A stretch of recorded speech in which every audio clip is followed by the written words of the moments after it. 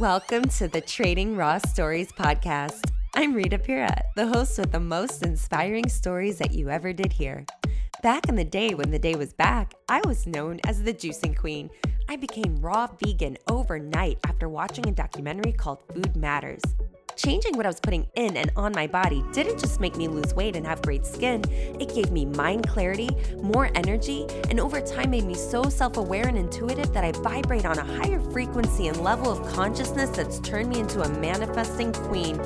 I've lived like 9 lives and have amazing stories to share that may inspire you to finally leave that toxic guy you're with, quit that miserable job you hate, start that business you've been talking about forever, and at the very least, you'll probably start saying yes more often and eat more vegetables. I'm your tell it like you need to hear it and make you do it, sister from another mister. I've lived quite the life and have stories for days that have inspired women to transform their lives in real big ways. So I created this podcast to share my insane and unbelievable stories with the world to reach whoever needs to hear them. I'll bring on inspiring humans to trade stories with me, and I'll even have some live coaching sessions with listeners calling in. You're here because you were meant to find this podcast, this community, these raw stories. There are no coincidences. Everything happens for you, not to you, and I'm so glad you're here.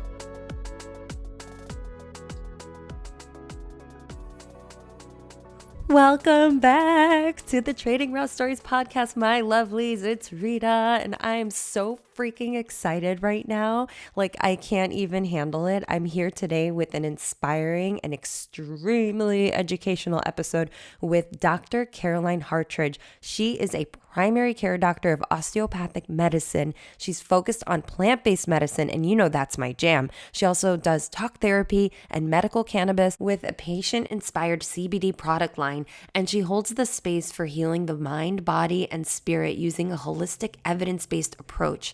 And she even serves on the board of several nonprofits. My favorite part of this whole thing is that we both believe that our health or our manifestation of disease is a direct reflection of what we put in and on our bodies and the environment and the relationships that we experience in life. So I could not be more excited to learn from her. So without further ado, let's welcome Dr. Caroline Hartridge. So welcome. Can I call you Caroline? Absolutely. Thank you so much for having me. Oh, wonderful. I'm so glad. This is amazing. So we just connected on Instagram. This is the first time we're seeing each other face to face on Zoom, technically. But I'm so grateful that you're here, and I'm excited to learn from you and to have the community learn from you. I know that we're aligned because I don't know how you found me on Instagram, but you started following me. I'm not sure how long ago. Tell me the story of how you found me, how we connected, and tell us about you. Well, the brilliance of Instagram, following the plant-based community. I think it was probably through vegan recipes, plant-based recipes is how we connected. That's been a really special place for me as I've stepped into private practice and in my own career. Is I haven't invested really formally in advertising, but I do feel like I have a unique frequency and that attracts like-minded individuals, and it just kind of organically grows through connections and meeting people and liking things and sharing recipes or lifestyle tips, etc. Yeah, that's amazing. So you are vegan? I follow a plant-based diet, and then I will also say that I live a fairly vegan lifestyle as well. And when I speak about plant-based nutrition, picking apart those words is often a topic of discussion. So I don't know if that's something you guys discussed within your community, but certainly there are people who are new to plant-based eating and they feel like they don't want to give up their leather boots or their handbags or whatever it might be, and you can still reap the benefits of increasing your plant or fruit and veg intake, and not embody a vegan outlook or lifestyle. There's a lot of gray space. There's a lot of room in between. So that's very true. I love that you brought that up because I remember there was a post that I shared of a little shopping spree that I had where I'm just this super bargain hunter, and I found these shoes that were, I think they were, what was the brand? Ted Baker, and they were like $300 shoes, and I got them for like $20. And you wrote like, are these vegan? And I'm like, I have no idea. You're like, I don't know, they're cute. They're Ted Baker. Yeah. That's the thing. One time I remember I posted a lipstick that I had from MAC that I was really excited about. And I was hardcore vegan at this time. And someone wrote to me, "That's not vegan." I'm like, "I'm sorry. I'm doing the best that I can. Right. And I'm not eating animals. I think I'm doing okay. If I have a purse or a lipstick or shoes that are not vegan that I had from another lifetime, what am I supposed to do? Throw them away?" Right.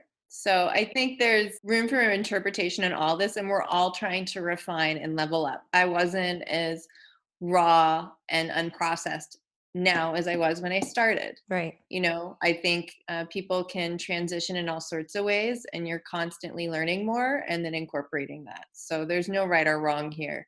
But yes, in that process over doing plant based diet since 2015, Mm-hmm. so I'm about 5 years in, uh, I have slowly been able to and had the privilege to make more conscious purchases for things that it was time to get a new life.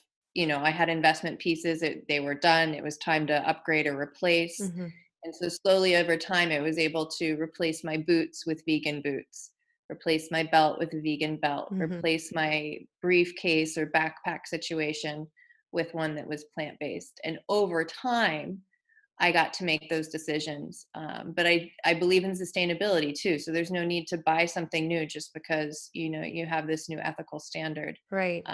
It got to the point where it felt weird to wear a leather jacket or something like that. And at Yeah. that point, I just released it to friends. I couldn't wear that energy anymore. Mm-hmm. But that was a refinement too. I wasn't so sensitive to the energy of things 5, 6 years ago. Yeah, absolutely. And I'm glad that you brought that up because I always say on this podcast, energy is everything. Everything is energy. Everything is energy, and that's not woo-woo. That's physics, y'all. Yes, yes. See, so I love this. Let's get into it Yes. because plant-based nutrition is our jam.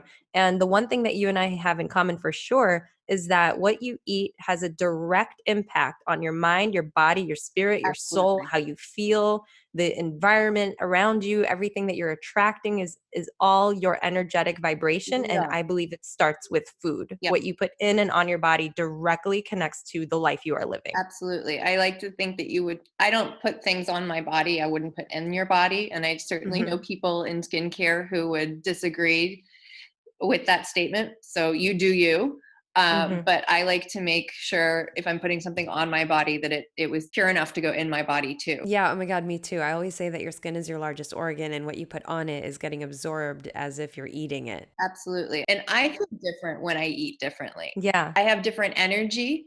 And we do know that food, crystals, wood, everything has a frequency of vibration. right. And we are a frequency and vibration. We have an electromagnetic field. It's from the right hand rule of physics. If you just draw 90 degrees from your heart, boom, there's your EMF. It's not woo woo, you guys. This is science. It's not woo woo. You heard It's that? science. And for everyone who has access to a computer or their phone while they're listening to this, I encourage you to Google or YouTube the EMF of raw living foods versus there's a great picture that's like a slice of a tomato or an apple, and it's all blue and purple and sparkly and giving off all this beautiful energy and light. And they have it next to a cooked tomato slice, and then that's next to like a piece of steak. And And the there's energy, no energy energies. coming off the steak. What's coming off the steak? There's no energy coming off the steak, and there's like a little bit of energy coming off the cooked tomato. But when Mhm. you get to see it all compared to the raw one, you're like, oh, this is where it's at. Yes. And it's funny for the timing of us talking about this is just so amazing because I am on day 2 of a raw food Mhm. week. And Yep. I don't know if you saw that, but I actually initially, when I started on this journey, it was 2010 and I was 100% raw vegan for an entire year. And it was the best high vibrating version of myself that I've ever Yeah. been. I remember feeling so good, waking up with so much energy, not needing as much sleep. My skin, I was literally glowing in the mirror. I'm looking at myself just jaw dropping to the sink. Like amazing, amazing because it's literally living food. There's enzymes, nutrients, high vibration, it's energy. You're putting nourishing things in your body will function the way it's supposed to, if not even more optimally than ever could possibly happen. Yep. We look at calorie density in plant-based nutrition. So you can eat a large volume of this food, this type of food, and have very low calorie intake. Yeah, yeah. I just had a big giant, those big mixing bowls when you're baking, the big silver metal ones. So I just had one of those and I was mixing together the salad. I've got all these beautiful vegetables in there. So I've got some arugula and some baby gem, zucchini, cucumber, tomato, onion, parsley, dill, some sprouts, and I made the dressing from raw ingredients as well. And I just was tossing it up and threw a Mhm. whole avocado in there, got that big bowl, and I just sat my ass on the couch and I'm just scooping it up, the whole thing. And it's so filling that I Yeah. had a green juice, I had a kombucha, I had water, I had a banana, and I had that big bowl, and I am Yep. stuffed. Yeah, you get full, your body gets what you need so you don't have these weird cravings. I mean, it's a really remarkable way of eating. And as you said, what you eat dictates this vessel that your thoughts and your Mhm. chemistry all live in. And your thoughts also contribute to what I call the neurochemical soup in which you live. So the food you're putting into it is contributing to that. That gut brain connection is right there. Mhm. 90% of the serotonin in your body is made in your gut. Yes, it So if is. you're detoxifying and creating inflammation and fighting that in your gut versus nourishing yourself, your energy direction is going to be different. You're going to be working towards healing rather than doing what you need to be doing. Right. Right. Yeah, I love that you brought up the gut because the gut, they call it the second brain. Absolutely. Yeah. So can you tell us a little bit about that, teaching the community about the food that they're eating and how that really truly affects their mindset, their vibration, their energy, the Sure. way they feel, everything. Like just Yeah. starts with food. I think, some easy ways into this conversation are probably starting with things that people commonly eat that aren't so great for them, like what dairy does to you. Oh my gosh, yeah. If we Oof. want to talk about the chemical effects of that, dairy is really addictive. If you all don't know this, Mhm. the primary protein in dairy, casein, Yep. has been explored in multiple animal studies. And one I like to The China reference is a rat study? study. Well, the China study is amazing. It's a book everybody should read or be familiar with. Yes. Um, but they reference this one in the Mhm. China study. The rats choose casein over heroin. Wow. So it has a dopaminergic effect on the brain. It releases dopamine. That's insane. So when people say like, "Oh, I like my cheese after a long day," or I'm fine, but I can't give up my ice cream at night." Yeah, no wonder. It's like telling a heroin addict they have to give it up or they can only do heroin once a week when people want to kind of negotiate with me. Can I have ice cream like once a week or cheese once a week? And they say, "No, you wouldn't let, your heroin, your beloved friend or family member do heroin once a week. You would encourage them to drop the heroin habit." Yeah. Oh my gosh. It reminds me of a conversation I just had with my sister. She's quitting, she quit cigarettes. I think she used to smoke cigarettes. Then she started vaping. And then she's quitting vaping. She's like, can I just like taste, can I just lick the tip of the thing just for the flavor? I'm like, no, because that's literally the addiction right there. It's like you're not breaking the chain. Right. There are bamboo, tea tree, and cinnamon flavored toothpicks that I Hmm. recommend for patients is that oral replacement for smokers. And it's really satisfying. It's good oral hygiene. They're sustainable. Oh, It's not good. plastic, but that Yeah. might be something to look into if she's trying to, quit smoking. That's perfect. Thank you for that because she was asking me, what am I supposed to replace it with? Because back in the day when the day was back, I actually quit smoking in like 2003 before I went on Van's Warped Tour with the Mhm. Truth campaign, the anti-smoking campaign. I don't think they like to be called anti-smoking, but I said it anyway. But so I quit smoking and I'm just like a cold turkey type of Right. person. Just like when I decided, you know what, I discovered the documentary Food Matters and I learned about the food system and what dairy does to your body, what meat does to your body, what processed food does to your body and your mind. And I Yeah. said, I'm done. That's it. And so eating healthy and working out doesn't mix with a cigarette in your hand. So it was easy to quit. But my sister was asking, like, what do I replace it with? When now you're switching from quitting to this chemical shitstorm in vaping, you Right. still have that oral fixation of having the need to move, something from down here to up here to your mouth and back and forth and whatnot. And then the action of smoking, the actual inhaling, the blowing the Mhm. smoke out. So Yeah. what do you replace it with? So it's a bamboo, pick, and there it comes in like a Tic Tac looking little container. And there's a tea tree oil flavor, and then like a cinnamon clove oil flavor. Cool. And I think they're even made by a tea tree brand. And I have no affiliation with the brand. I just really like Awesome. them. You'll have to send me the link to this. Sure. Yeah, yeah, absolutely. No. Cool. Okay. So then we were talking about dairy. So the dairy's bad for your brain Mhm. chemistry. It has a dopamine-like effect. And then in terms of, I was raised to think that milk was part of bone health. Oh yeah. Milk does a body good. And if you've been aware of the milk lingo for 10, 20 years, let's say 20, 15 years now, Mhm. you'll know it went from milk does a body good to milk life. Because they're not allowed to say that anymore.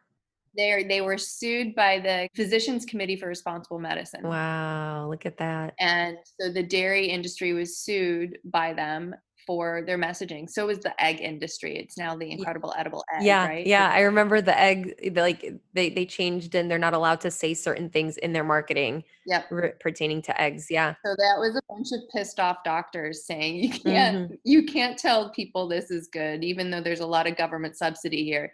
Their advertising has to be consistent with the evidence. Yeah. So now we know that dairy is bad for you. Mm. We know that it has a dopamine-like effect. We know the percentage of casein, that primary protein in dairy. Mhm. We know how much of it turns on and off oncogenes, cancer genes. Cancer, yeah. So the study from the China study, the research in there that you're referencing, they said, if I'm not mistaken, that it was 20%. They'd give the mice or the rats 20%, and then it would turn cancer on, and then they'd bring it down to 5%, and it would turn cancer off. So you're able to turn it on and off. Right. We know, and we've had this data for 40 to 50 years, people. Yeah. You know, what I thought was really interesting though is when they compare, so that was the case in the animal protein, but when they gave the same samples a plant-based protein, they could go 30% and they wouldn't change the cancer expression. So you could Mm. overload the sample with a plant-based protein and you wouldn't have the same outcome. Mhm. Wow, look at that. And there's so many things, or I've seen so many studies or people sharing their stories where they have reversed quote unquote irreversible diseases Yep. by going We plant-based. know that these are lifestyle diseases. We know that the dairy can contribute to insulin resistance, as can a high cholesterol diet. So Mhm. the fat blocks the circulating blood sugar from getting into the cell, thereby creating insulin resistance. Yeah. So when we reverse that toxic intake, we can actually reverse the state of type 2 diabetes. This has been shown over and over again. I'm so glad you brought this up because the rumor has it that sugar causes diabetes. And I tell people it's not sugar that's causing diabetes. Can you please school us on this? So think about your plumbing system in your house, and the fat and all that gunk is what's the problem. And that gunk is keeping the sugar that you eat that's now in your bloodstream from actually getting into your cells.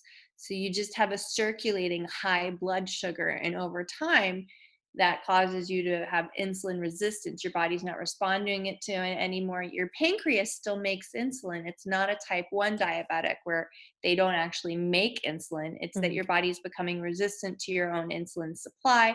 You're not getting a satiation effect, and you just keep eating and you keep raising the blood sugar. And when you have a really high blood sugar, it becomes toxic to the body, specifically nerve cells. That's where you get the peripheral neuropathy. So this is how all of these little things are connected to having a high animal fat diet. Okay, doctor, hang on. What is peripheral nepo what was that? What did you say, doc? Peripheral neuropathy. Have you ever heard or seen diabetics with like chopped off toes? Oh my gosh, yes. So when you have really high blood sugar over time, that blood sugar, that high blood sugar is toxic to your nerves. Your nerves don't like it. And the ones that don't like it the most are your peripheral nerves. So your fingers, your toes, your genitalia, especially in the male. Wow. So if you want those things to stay tender to touch, then you have to keep your blood sugar low. When the blood sugar is too high, those nerves kind of become Oh numb. my gosh. And if a diabetic with a numb peripheral nerve on their toes, for example, trips, stubs their Mhm. toe and they don't feel it, they can easily get an infection, an ingrown toenail, etc. And then this leads to needing the amputation. Secondly, it's the high blood sugar is a more favorable environment for Pseudomonas, which is a type of bacteria that we see commonly in an uncontrolled diabetic population. So you've got a cut they can't feel with a real sugary bacterial environment. These two things combined lead to rampant cellulitis, and then we have to cut off the infected portion. Oh my gosh. And this is reversible. This is reversible. You hear that, guys? So you know your aunt, your cousin, your grandma, your mom, someone going through this, it is reversible. And the way, I mean, I cut straight to the point with a lot of my patients. So if I've got a young male population that really doesn't give two fucks about their blood sugar or their cholesterol or whatever Mhm. it might be, Mhm. I bring them and their partner into the conversation. And we talk about cholesterol and we talk about blood sugar. Mhm. And that the cholesterol that clogs their heart doesn't really know the geography of your body. It's not going to choose your heart over your erectile tissue. So if you want Mm. everything to work for a long time without the assistance of Viagra, then we need to keep your cholesterol low. Wow. Right? So we talked about fingers, toes, and what's another large peripheral nerve collection? The penis. Mhm.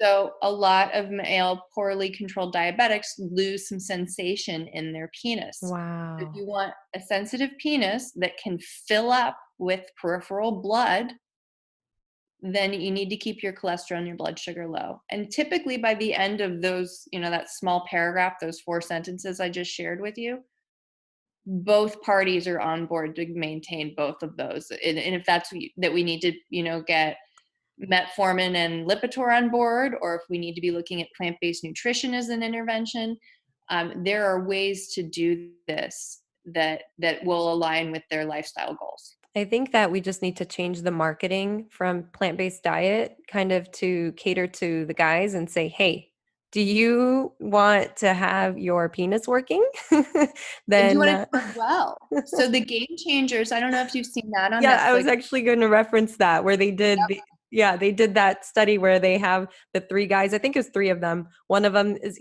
eating the veggie burrito, the other is eating a chicken burrito. So they all 3 have a chicken burrito one night, and then they all 3 have a vegan burrito the next night. Yeah, and they're testing their erection while they're sleeping. So they're testing the size of the erection, the length, and the girth.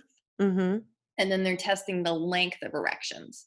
And I think one of the 3 gentlemen, the most remarkable result was like a 600% increase on the vegan burrito. Insane.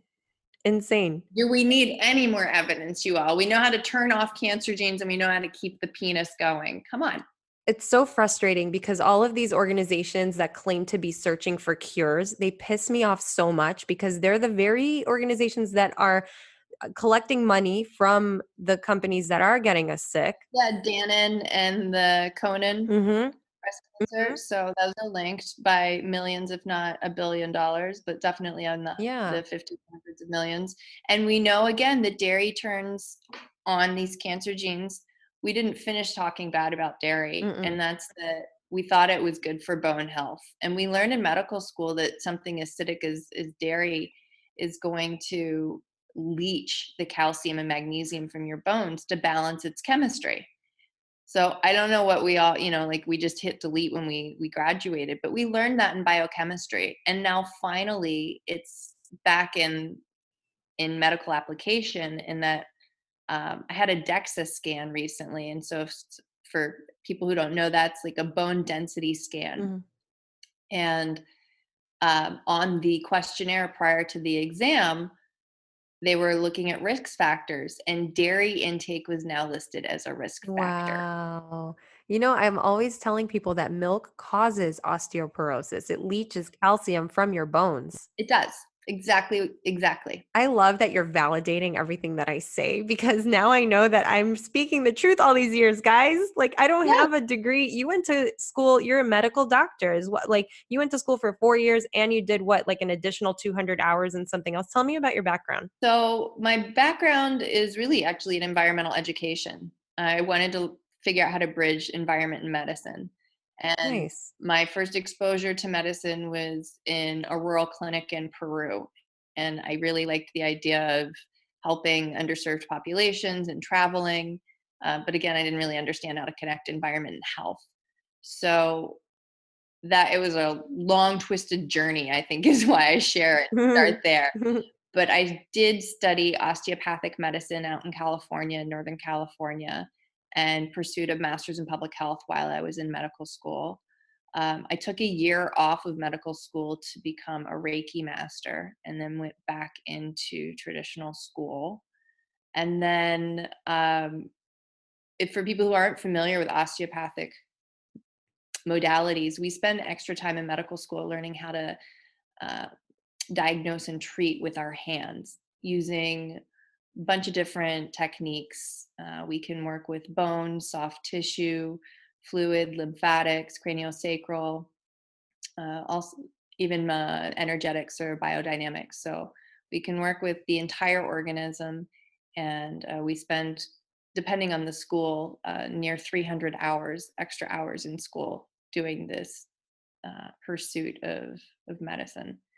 So so I did 4 years and then incorporated the 2 year MPH into those summers. And then there's a family medicine residency that's 3 years long, but I actually left that early to go into private Wow. practice. And that's what you're doing now. You have your own practice. And that's what I'm doing now. Wonderful. So I have a private practice based out of New York, offices from Manhattan all the way out to Long Island. And I do house calls. Um, and I offer just a unique, blunt approach to holistic medicine. It's mind, body, spirit, but it's a lot of honest talk. And I try and meet my patients where they're at and then align my recommendations with their desired goal or quality of I life. was literally So, searching for you today. Do you understand? I was on my computer, went to wellmark.com, and I'm literally searching for a holistic, naturopathic, homeopathic somebody who is not just going to try to prescribe me a pill for what's wrong or figure yeah. out, oh, what are your symptoms? Here's your pill. Like 90, I don't know what the percentage is of doctors that are educated in this country are not even trained in nutrition. I don't remember what the percentage is. You probably know. It's not a big part of the curriculum. And I will say that that's just not where allopathic medicine is really focused. Osteopathy certainly wants to get to the root of the cause of disease. So, Mm, for people who aren't familiar with these words, allopathic medicine is your traditional MD, and allopathy means induce a symptom to treat a symptom, hmm. which we're really good at. If you have Yeah. high blood pressure, we can induce hypotension. So if you're hypertensive, we can give you hypotension and kind of balance it out. And we have a bunch of different classes of drugs that can do that. So Wow. for certain medical conditions, again, the origin of these, one could argue, is mostly lifestyle. Hmm. We have interesting approaches that work to treat the symptom. But osteopathy grew out of allopathic medicine in the 1800s. There was an MD, his name was Dr. Still, and he lost his wife and children to disease, to infection. Wow. So he quit medicine. Wow. He kind of had a fuck it moment. Oh, that's kind of what happened to me in 2010 when I had my whole year of raw, just being fully raw. And I don't cheat. Like when I'm in something, Right. I'm in it 100%. That's with my diet, my lifestyle, relationships, all of it. And so I got this really deep sinus infection. I would bend down and suddenly, like, the shooting pain would just rush to the front of my forehead and my eyes. And I was like, why is this happening? If I'm eating this way, I shouldn't get sick Hmm. at all in any way, shape, or form. This was my solid belief, right? And so when I went and got an MRI and a CAT scan and all these things, oh, you have a sinus infection. Like, really? First of all, why? Second of all, that sucks. And I had this huge bill to pay at the end. And I had that fuck it moment. Like, you know what? Fuck it. And after that whole year, I ended up ordering Domino's and I got these wings and a pizza. I took one bite and spit it out automatically, immediately, just like, oh, what the hell? It was like taking a Yeah. spoonful of salt and putting it in my mouth because your taste buds, your palate Oh, everything's completely changed. transforms. Yeah, Yeah. it's So amazing. this fuck it moment for Dr. Still sent him back to the church. His father was a pastor. And he had a lot of time to study and consider the spiritual world or his own philosophy. And sitting outside under a tree, much like a Siddhartha moment, Hmm. he had this insight in that if everything around him he was observing was of the natural world and self-healing, why weren't we? Wow. So he went in pursuit of answering that question and started studying anatomy. And the easiest way to do that was to dig up cadavers. So this was very taboo in the 1800s. I'm still stuck on what you just said. Like, I need you to repeat that for everybody. Like, if everything on In this the earth, natural world that he's observing was healing, self-healing. And why we're in wouldn't the we be? natural world, why aren't we? And Wow. And let's we address are. that. And we are. We When you are. remove the barrier that's been imposed, whether it's structure or function or emotional or spiritual, then the body has an opportunity to maintain homeostasis, to find wellness. The body wants to heal. So our Mm. philosophy, that we have these tenets that drive us through the curriculum. So we study the same things as an MD, we just look at it a little bit differently. And one is that you are mind, body, spirit, and we can't take those things apart. Two is that structure and function are interrelated. Three is that you're a self healing entity down to the cellular level, and we know this is homeostasis. And four is that rational treatment will take the previous three statements into consideration.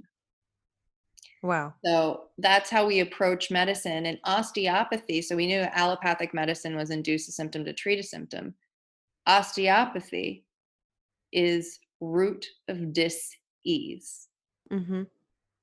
I like the way you say that. I've heard that before when you say the So word disease. yeah, Disease. ease. So we're trying to figure out the root cause of what's going on. Hmm. And when we can get at the root of it and help undo it, then your body can heal itself. So Yeah. we very much believe that the healing is led by the patient. We're here to listen with our hands, Mm. and it's a dance and you lead and we follow. So when you say dis-ease, can you Mhm. tell everyone why you say it that way and what it means? So disease, right? What a disease is not a natural state. It's a state of dis-ease. Ease is your natural state. Your body wants to be in homeostasis. It's seeking healing. So when there's a separation or a movement away from that, you're in a state of dis-ease. So we look at what is the word actually saying. Yeah, and where the symptoms are guides you to the root of the problem versus suppressing the symptoms with pills or medicine and Right, whatnot. Yeah, right. yeah. So we don't, sometimes it gets worse before it gets better, but the I like to think of pain Hmm. as pay attention inside now. Oh my gosh, I love that so much. Pay attention Mhm. inside now. Yeah, yeah, So absolutely. from a talk therapy perspective, but also trauma release work. So helping Mm, people with PTSD or trauma, whether it's a car accident, some birth trauma, whatever it might be. yeah. Back to energy real quick, take a little detour. You're an energetic being.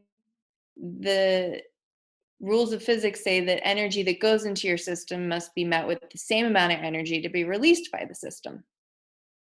So if you've Mm. been in a car accident and there's a fuck ton of force that went through your body and you didn't get treated afterwards, or you weren't able to get up and shake it off like a dog, right? Like, think about how animals release trauma. They do it immediately. Yeah, We don't do that, right. right? We go, shh, quiet. No, it's okay. We hold people down.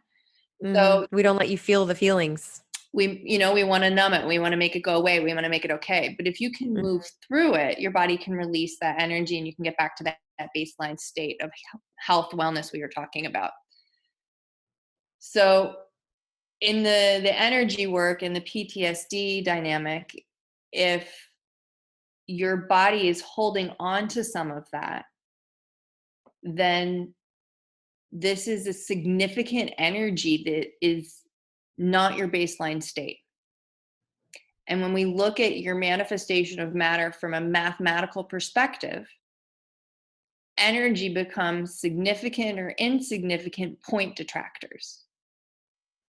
Okay, so if it's an insignificant point detractor, it's kind of a zero rather than a one. And the zeros in your DNA and your RNA and everybody rolls along like it's supposed to, and they make their cells. If you have a significant point detractor, you have a one. And its energetically frequency is off enough that it's going to alter your expression of physical matter. So this Wow. is scar tissue, chronic pain, phantoms you feel that are, emotional, spiritual, that you're carrying around, whatever it might be, mind, body, Mhm. spirit, trauma. Mhm. If it hasn't been addressed, it's going to manifest as dis-ease. And that's where the symptoms really will tell us the root of what's going on. If we allow you to pay attention inside now, Mm. you can begin to describe what you're experiencing. And often that detachment, that description of the process rather than consumption of it, allows you to witness it, respect it, and release it. And you're not stuck in this pattern of trauma that's actually a neurochemical one. It's this,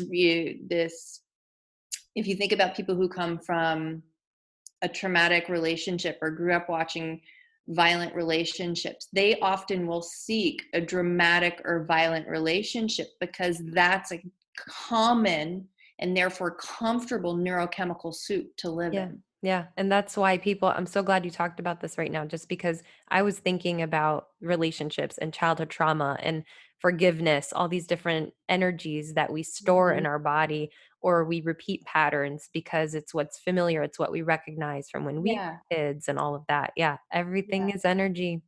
it is. Everything. And now that we have these really fancy machines to show us where energy is going in the body, Wow.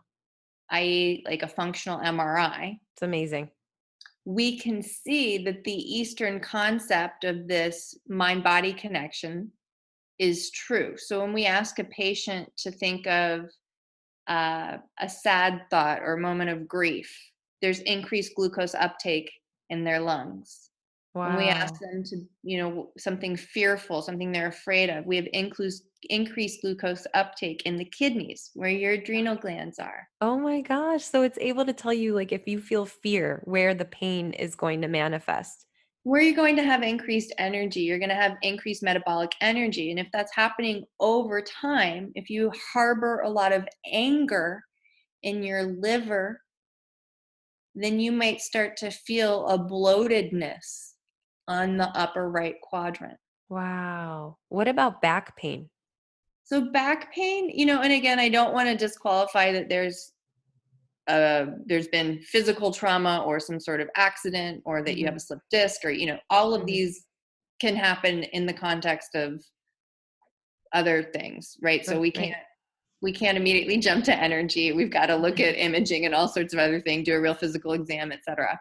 But chronic low back pain, when there isn't a traumatic origin, can be posture.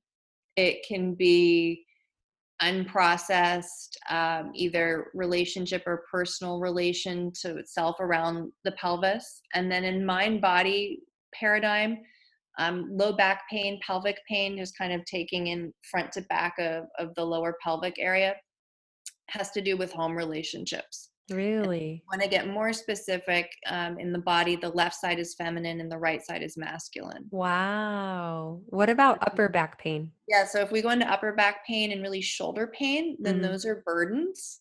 And then if you go into knee pain, these are support systems being removed, kind of being pulled out from under you. If you go into Wow. headache, these are questions of thought or choice. And if you go into foot pain, it's questions of action. And again, you can take all of this with a grain of salt. You might just have a hammer toe and it might just really hurt. It doesn't have to be that you're stepping into the wrong part of your life, but I would zoom out your hammer toe and think that's something that's happened over a long period of time. What choices have you made that have aligned with the hammer toe development? And if it's really now such a painful moment that you're seeking change, is there a bigger change you can make in your life that maybe you're not walking down the correct path? Right? So like, hammer toe, but yeah, maybe why'd you give yourself a hammer toe? So even when there's a real concrete structure function issue going on, I like to believe that we're all right where we're supposed to be right in this moment and that we've manifested this for ourselves.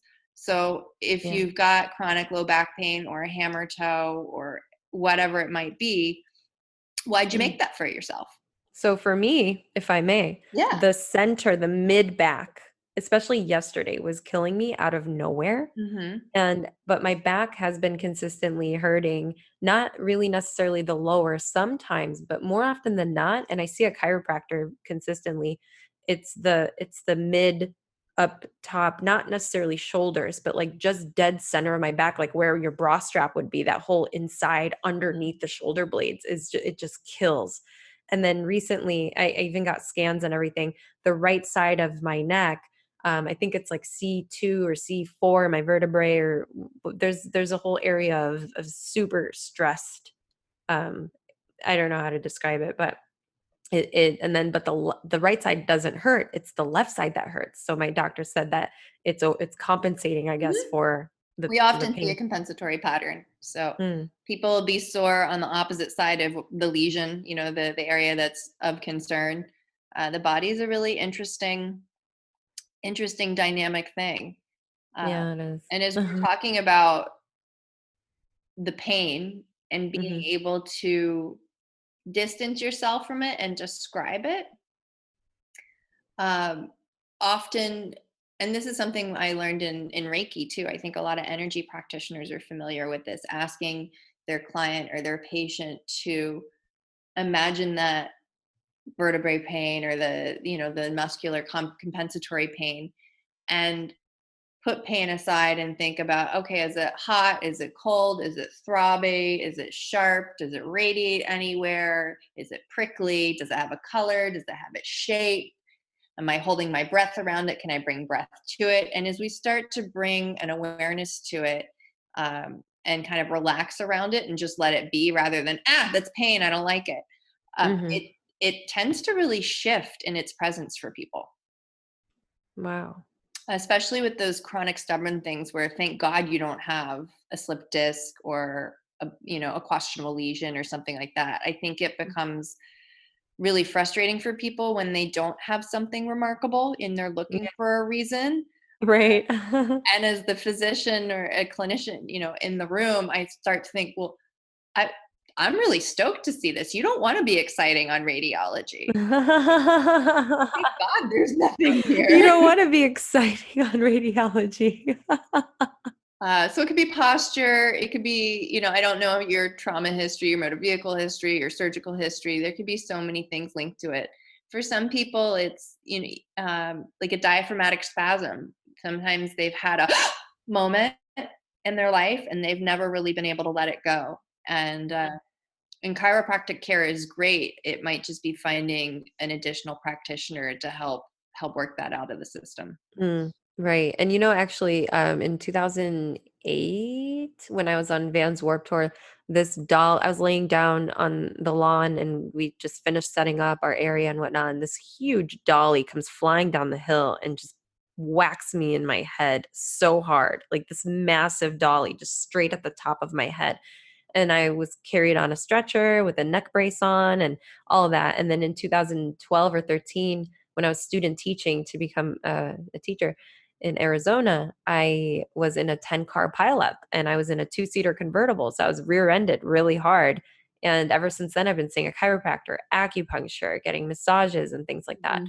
And there was a time where I went to get a deep tissue massage, or it was a Swedish massage or something from this place, Massage Envy, and they did it so deep that apparently it was on the left side. They hurt me so bad that I couldn't turn my head to the left without severe pain. And then for the last couple of years, which by the way, I lived in New York for 5 years. We didn't talk about that. But we like switch places. You're in New York now and I'm in California.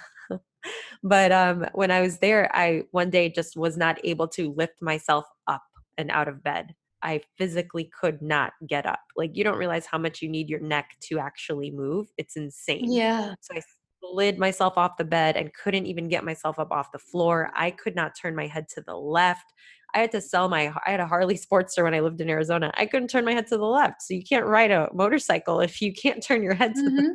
at all. So I sold it. But yeah, I've had all this trauma, physical trauma, and then emotional trauma, obviously, from like my childhood or resenting my dad for 10 years. And I remember the moment I forgave him and I said out loud, I release the anger and resentment and hate and all of this from my heart. And I send you love. And I just released that energy. I felt, you know how they say the weight of the world off Yeah, of your shoulder? I felt that out of my neck. I believe it. Like, just completely light and full of love and just happy. And guess what happened after that? I started to feel, after being gone for a whole decade, not living at home for 10 years. I've lived in Arizona and Las Vegas, a tour bus, New York. Like, I've been gone a decade. And sometimes I didn't even go back to visit for the holidays. I didn't care. Mhm. I was gone. New life, separate. Maybe I'll, come see you. Maybe I won't. But I still FaceTimed and talk to my mom every day, but that's another story. But so the reason I'm telling you that is because once I forgave my dad, right? And let that go. Mhm. That stored anger, stored resentment, stored hate, and just negative, low vibrating energies stored in my body that I'm carrying every day. Not only was it emitting from me energetically, where in my conversations or interactions or behavior and whatnot with people, subconsciously was coming from that anger and Absolutely. hate and all that. So then once I released it, that right away, I started to think about my mom and my sister, and my physical body would react at the thought of them by crying my eyes out uncontrollably. Why was I crying at the thought of my mom and my sister suddenly? It's a lot of emotions to process that you've had pent up for a while. It's just overwhelming emotion for people. Right? And it goes back to 2010 when I started putting the right things in and on my body. And we talked about how food is energy, food is vibrating, food is living or dead. And you either put things that nourish you and enhance your mind, enhance your connection to your intuition, enhance your spiritual self. Like, Mhm. I wouldn't even be as self aware as I am. I wouldn't be able to speak about what I'm speaking about if I had never started putting the right things in for the last 10 years. There you go. It's all connected. And it's helped me personally too. I learned about plant-based nutrition my 4th year of medical school. So I wasn't always eating this way. I had a omnivore background and thought that that was sustainable because I was working with a local CSA and What's a CSA? like a farm share. Oh, yeah. And my first day of or second day of medical school, first day of anatomy lab, removed animal tissue from my diet. Mhm. And I think that's fairly self-explanatory. Just working with cadavers made things very clear to me that animal protein was animal protein. So then I was eating eggs and cheese and butter, and I got a fertilized egg a year later in my farm box. Wow. And so I stopped eating eggs. So then I was just butter and cheese. And I thought that was pretty healthy. But I also had throughout medical school really bad abdominal and pelvic pain. And that went through mind body work and ultimately like still wasn't getting better. I had a history of a two and a What's half that? year C. diff infection that went undiagnosed for a while. So for people who don't know that, it's a bowel infection, Clostridium difficile, and it got to the point where it was my flora was so imbalanced. I was really just overtaken with like fungus and bacteria and all these things. It was not. Wow. So that's actually, I ended up taking time off medical school to get that treated. How did you treat it? Really hardcore antibiotics and liver enzyme support. We considered fecal transplant, but I was able to recover on my own. Wow. And I thought, and I did therapy, I got a divorce. I thought I had really gotten at the root cause of all of it. And when I went back to medical school, I worked with a professor almost weekly to do like the mind body integration work to really Mm. release how I was holding on to that trauma and disease. Wow. That being said, we still couldn't get rid of some of my belly pain, and I was diagnosed with endometriosis Huh. and tried to kind of treat it naturally or any way I could, and it wasn't getting better. And at this point, I was a medical cannabis patient in California too, Mm. and waking up hitting resin in the middle of the night in pain, in tears and not getting relief. So I signed up for surgery at Stanford, and I am the last person to go to the doctor. I had my child at home with a midwife. I use acupuncture and herbs. And so elective surgery tells you like how much pain I was in. Right. And this was towards the end of medical school. I had electives. I was just going to kind of cruise my way on out. And one Mhm. of the electives I did was with Dr. McDougall. So he's one of the founding fathers of the plant-based movement in America for evidence-based plant-based nutrition. Wow. And he does live in wellness programs. A lot of physicians come and observe those and train with him, and then he invites medical students to do it for free. So doctors have to pay to be part of the program, but students can do it for free, and you get to stay at the program headquarters, which is a kind of spa and hotel, and do the program with the patients and then participate in all of their encounters. That's amazing. It was. And 3 days in, Rita, 3 days in, my wife at the time, so divorced, got remarried, was married to a man the first time, married to a woman the second time. She came up with my kid and woke up the next morning. She said, "Caroline, you didn't have to smoke last night. You slept through the night." And I was like, "Oh my gosh, you're right.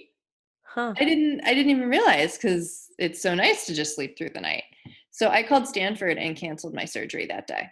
And I have Wow. not had that kind of pain since. My periods have normalized. Everything's fine. So for me, plant-based nutrition in 72 hours of honest, clean eating, and I'm talking no salt, no oil, Mhm. you know, um, that was a remarkable shift for me. Yeah. So not only is it evidence-based, it personally really shifted my quality of life to the point where I just didn't even wanna go back. I didn't miss anything because I felt so much better. Right.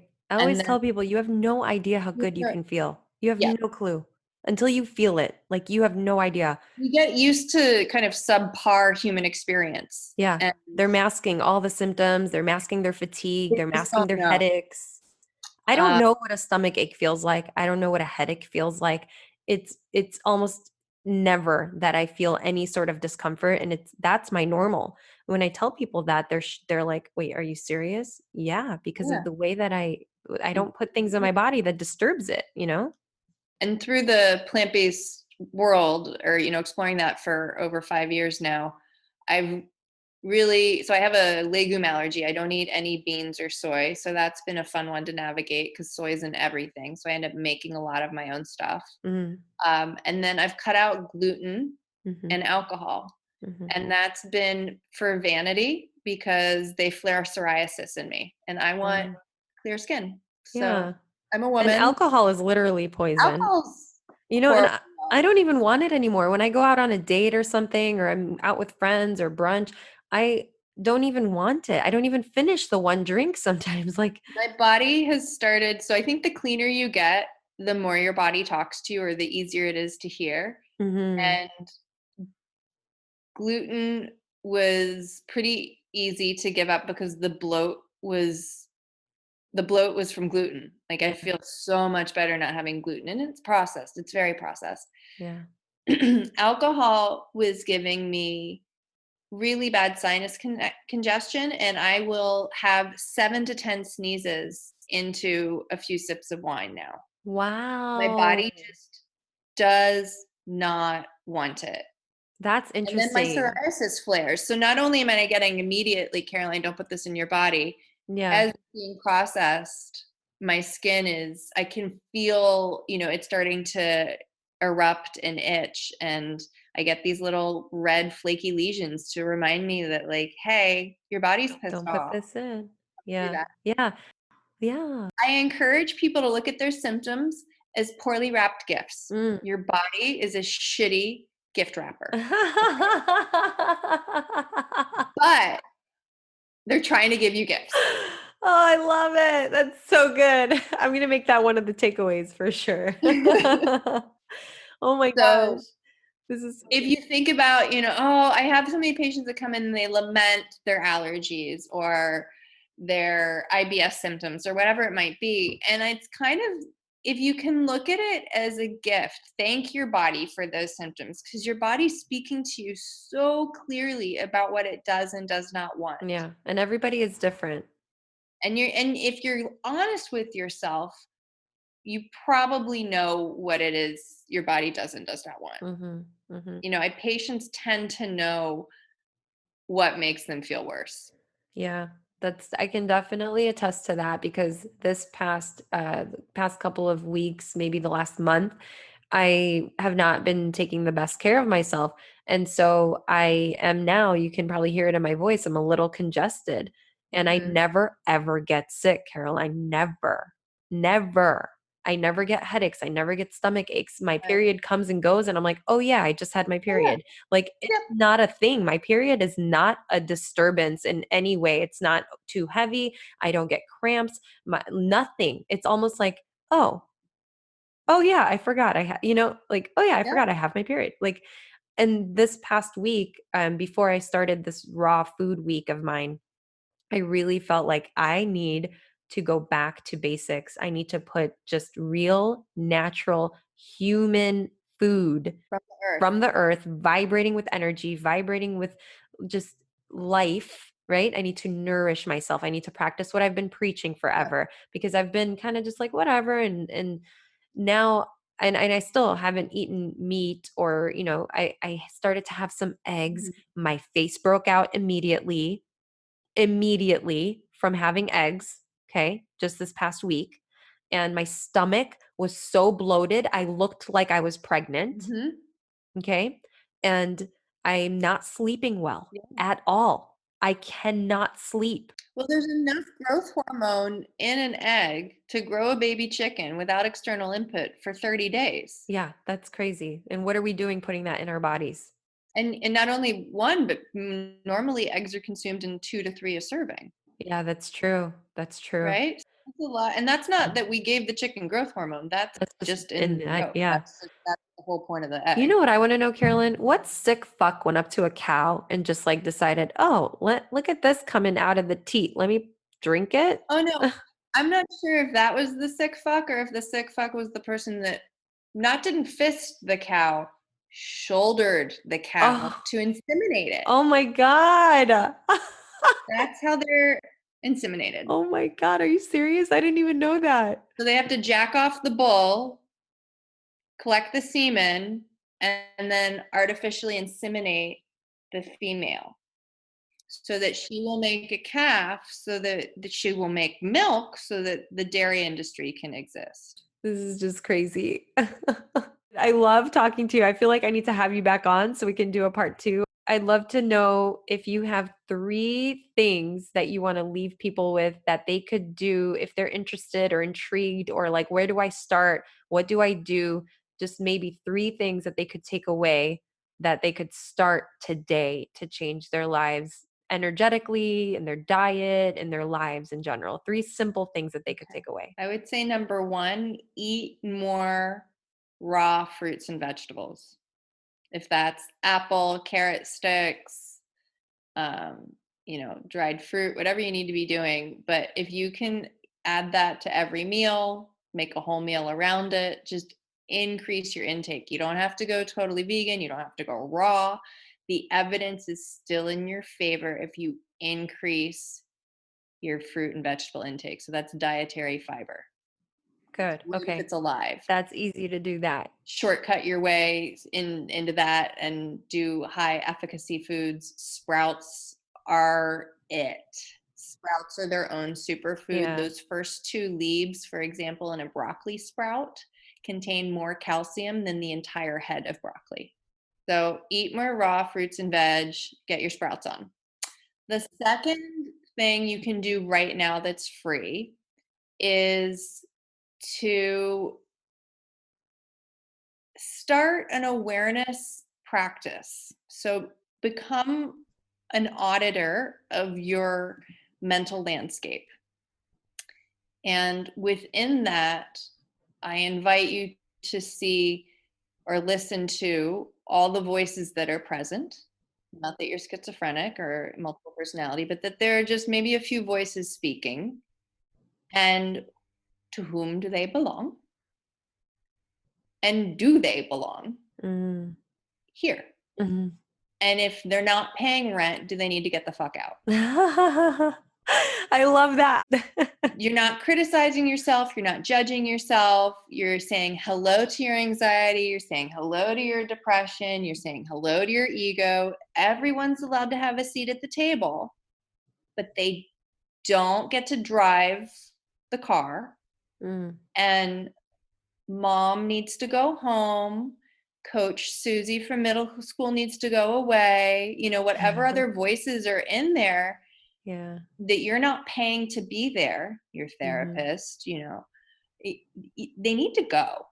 Yeah. And when you become aware of your thoughts, you become responsible for Mhm. your responses. You're no longer reacting, you're responding. And that gives room for grace and gratitude. And when you have more thoughts that are joyful, grateful, positive, You raise your vibration. you change your energetic frequency and you change that neurochemical soup in which you live. Beautiful. Beautiful. Well said. Oh, I love that so much. Oh my goodness. So good. So good. What's number 3? And number 3, I would bring you back to something that's free is linked to how you want to spend your dollar. So your dollar is a reflection of your energy, right? That's Ooh. your dollar is the time you spent working, the time you spent away from your loved ones. So as you choose to spend your money, you're deciding where you want to focus your energy. This can also be an expression of your core value set. So, is how you are spending your money an honest or true reflection of your core values? And that's an opportunity to vote every single day with your dollar because you can support an economy or a community that has similar core values as yourself. And you can really amplify the power of your dollar and your energy. Yeah. I've heard the whole voting with your dollar, but I didn't connect that to the energy of the time I spent earning that dollar, and is it matching? That really, little light bulb went on for me there. Yeah. I love this. This has been so amazing. I'm so grateful that we connected and that we had this conversation today. I really am so grateful. You're sharing all of this wisdom that's like beyond what I could have shared, and your experience and your education and your background and all of this. I would love to have you back on another time. This has been such a joy. It would be my pleasure.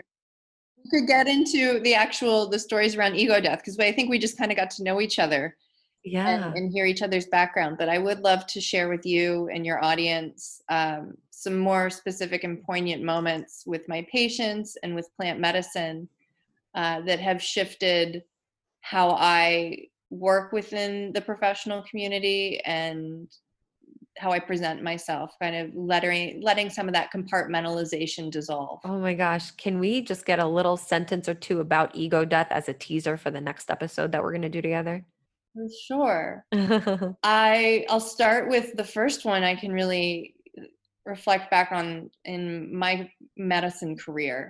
I think a lot of us have this imposter syndrome where we work really hard to earn our spot and we think that someone's going to figure out that we're not really supposed to be there. Yeah. I can relate. Even though I took the boards, no one took the boards for me. You know, I got glowing recommendations on my rotations. Nobody else was in there. It was me. Right. But still, part of you is telling you you're not worthy. You're not supposed to be here. Not good enough. Yeah. So I translated and projected that onto my deepest insecurities, which would be, what if they knew I was a cannabis patient in California? And what if they knew I loved and respected this plant more than anything? What if they knew that I knew that our patient smelled like that, and that how I got to his dirty bong water diagnosis and how we figured out what was in his lungs in the first place? Like, what if they actually knew? And so I just kind of kept it all neat and tidy and compartmentalized. And I just happened to know a lot about certain things, but I wouldn't really share why or bring in the evidence behind it. And when I went into private practice, I was still pretty aware of and seeking that approval within my community because I was doing something unconventional. I left the hospital early and went into private practice. Yeah. And so I wanted to be respected by these people who had trained me. I wanted to have a positive referral network. And I had some patients that had actually left the hospital and followed me into private practice. Wow. And one of them had graduated from hospice twice. And she, in that graduation, had detoxed off all of her drugs, but still had all of her symptoms. She still had anxiety. She still had chronic pain. She still had all these issues, but we had gotten her off all the drugs because they were affecting her ability to breathe. And we're talking like a 90-pound teeny little thing contracted in a bed. And I went into private practice in October, and by January of that year, chronic pain became an acceptable condition for medical cannabis. So I was doing house calls for this woman because she was bedbound and oxygen dependent. And I said, and I knew her well enough to know how she felt about cannabis. She had some really strong views that this was not medicine. And so I sat down on her bed and offered, if she would do something uncomfortable, I would do something uncomfortable. So if she would try the cannabis medicine, I would get certified and do something that I was pretty uncomfortable with in terms of how it was going to be perceived. What was my reputation going to look like professionally? So it was a fuck it moment. Fuck it moment. I love it. And then I guess that'll be the teaser. We can go into the details when we talk again about how I got to see medicine work immediately for her. I'll tell you all why she didn't think it was medicine, and how she had an immediate moment of forgiveness and compassion, and how with that ego death, I took a step into a world I really didn't think I would ever be part of, and came out of the cannabis closet and started going to community events, speaking as an expert, sharing that, you know what, I do know a lot about cannabis because I really do love this plant and I've been a patient of it for some time, and now I prescribe it. And here's all the ways it has a better risk to benefit profile than other things I prescribe. Wow. And it's changed my life and my career. That's amazing. Oh my gosh. I'm so excited for this next episode we're going to record together. This has been so just filling my heart, filling my soul, filling my spirit, your energy, your vibe, your everything. I'm so grateful. Thank you so much for your time today and your wisdom and your knowledge and your everything, your vibe. I love it. I'm so grateful. Thank you for joining me today. Thanks for having me. Thank you for the opportunity. I look forward to more. Wow, that was so much fun. Oh my gosh, I hope you guys enjoyed it and learned a lot. I can't wait to have her back. I'm going to link all her information on the show notes on how you can connect with her, but for right now, I've got some takeaways for you. Number 1, you can increase your fruit and veg intake and not embody a vegan outlook or lifestyle. Just find your own gray space and do what works for you. Number 2, the food you're putting into your body dictates the vessel that your thoughts and your chemistry all live in, and 90% of the serotonin in your body is made in your gut. Number 3, the primary protein in dairy is as addictive as heroin and is linked to causing cancer. please stop eating it. Number 4, if everything in the natural world that we're observing is self-healing, why aren't we? Number 5, pain means pay attention inside now. Your body is a shitty gift wrapper. Your symptoms are messages telling you what it does and does not want, so pay attention. Number 6, increase your intake of raw fruits and vegetables in every meal. Sprouts are a superfood. Number 7, start an awareness practice. Become an auditor of your mental landscape and become aware of your thoughts to stop reacting and allow space for grace and gratitude.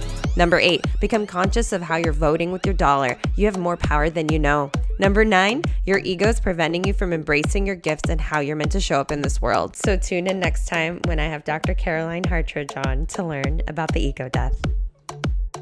Thank you so much for hanging out with me today. I had so much fun. I hope you learned something. If you did, I'd love to know what it was. Tell me by leaving a review or come hang out with us in the Facebook group or DM me on Instagram at Raw Vegan Rita and Trading Raw Stories. And I'll link everything in the show notes, including Caroline's information on where you can find her and connect with her. And I do have a small favor to ask. Would you please share this episode with a friend or family member that you think would benefit from it? Let's freaking heal the world together. I love you. Thank you so much for being here with me. Mwah. Bye.